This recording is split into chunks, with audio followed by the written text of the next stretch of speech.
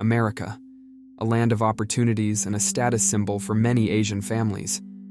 I didn't want to come here for college, but in China, it's almost a trend for parents to send their sons to American universities so they can boast about it. At 22, growing up in a conservative Chinese family, I wasn't exactly thrilled about moving to America. It's a liberal democracy, with freedoms that felt overwhelming. The culture shock hit me the moment I walked into my new dorm room. Rainbow flags everywhere, and a roommate named Rodri, a friendly, openly gay man. At first, I felt uneasy, but this was America, and I had to adapt. Rodri turned out to be a bright student, and unlike the usual stereotypes about Asian students, I was only average academically. As the days went by, I started to get more comfortable with life here, and Rodri soon became a good friend. Eventually, he began prancing around the dorm in his colorful drag queen outfits. Rodri loved going to pride events and parades, and he even started sharing his passions with me. I felt a bit awkward about it all, and tried to keep some distance without offending him. But seeing him so open and free about who he was felt inspiring. I'd never had the courage to express myself like that. One day, he invited me to a party. I thought it'd be a good chance to meet new people, maybe even talk to some girls. When I got there, I quickly realized I was the only guy surrounded by stunning women. Then I spotted Rodri, looking incredible in a pink gown, high heels, and a black wig. He introduced me to his friends, and to my surprise, I learned that all these women were actually drag queens. It turned out to be a drag queen exclusive party, and Rodri had invited me as his guest.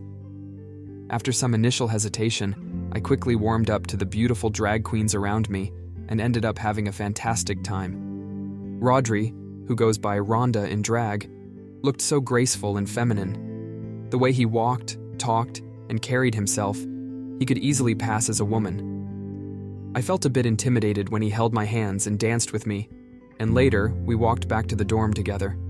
He was overjoyed that I had joined him and met his friends. To thank me for making it a special night, he leaned in for a kiss. I was surprised by how much it turned me on, and before I knew it, I leaned in too, and we shared our first kiss. Growing up in a conservative family in China, I'd never even had a girlfriend, so it was a shock to realize this was my very first kiss. The passion between us was undeniable, and there was no stopping it. After an incredible night in Rhonda's arms, I woke up feeling like a different person. I felt ready to question my conservative beliefs and explore this new side of my identity. Rhonda introduced me to the world of drag and cross-dressing, and everything about it excited me. The feel of the fabrics, the lace, and the way a bra felt against my skin. I was thrilled and eager to explore even more. I was nervous about my first salon appointment, but thankfully, Rhonda was by my side throughout the process. My hair was styled in a lovely side sweep, and I had a full-body waxing session. The salon ladies spent hours perfecting my look. Rhonda and the girls thought I looked cute in glasses, though I wasn't a big fan. The last thing I wanted was to be known as the geeky drag queen. I'm thrilled with my new name, Naomi. It feels so much better than my old name, Ning. To celebrate my new name, Rhonda threw a big party with all her drag queen friends. It was my first public appearance as Naomi, and they welcomed me as one of their own. I finally ditched the glasses and shed the nerd label. With newfound confidence around the drag queens, I felt ready to take a big step and attend college in drag. To my surprise, everyone welcomed me right away, and some guys even started paying me attention. I couldn't believe they were flirting with me. The girls shared their experiences and tips, helping me become the best version of myself. I was always invited to the most exciting college and frat parties, with Rhonda by my side to guide me through it all. With the progress I'd made, she hinted that I might be ready for the next step.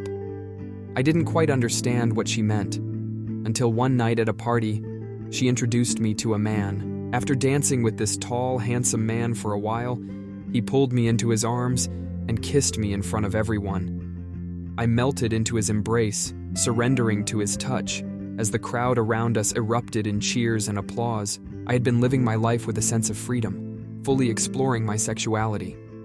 In the midst of all that exploration and self-discovery, I had forgotten one crucial thing. the one thing that could undo it all. And then, my worst hidden fear came to life when my dad unexpectedly visited to surprise me.